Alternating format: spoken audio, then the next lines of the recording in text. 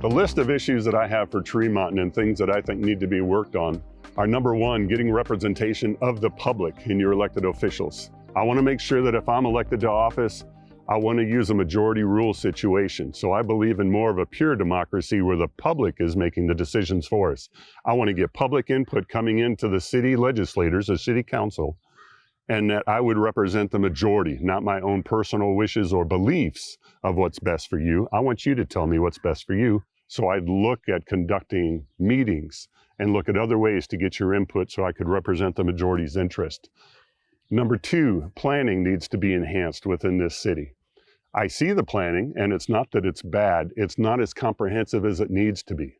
I think we have some good staff. I think they do some good planning, but I think I can bring more tools to the table that I used in my career that will help with the planning processes here.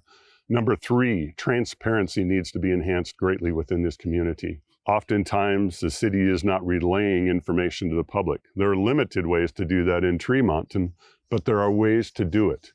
And we need to work on that to get the messages out to the public.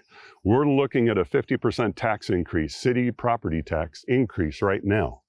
But what you don't hear the city talking about is all the tax increases that are going to follow. That needs to come out to the public. The population is exploding here due to the actions that the city has taken. Some people may like that. They may want to see the population explode here. We were the second largest growth city in the state this last year for towns between 10,000 and less than 50,000 population, and one of the biggest in the nation, with a well over 12% increase in population in 1 year, where the whole county, if you take Tremonton out of it, grew less than 1%. So there's a lot of things happening. As this population grows, we need to add resources because we don't have the infrastructure for that growth.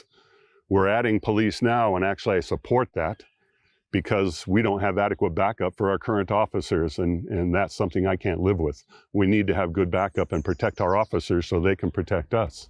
But what happens when the population grows another 1,000 and another 1,000 and another 1,000? We're going to need more police and more fire and more EMTs and road work and schools and water treatment facility, which cost huge amounts of money. Just a renovation would be into the tens of millions, and a new one could well be $100 million or more.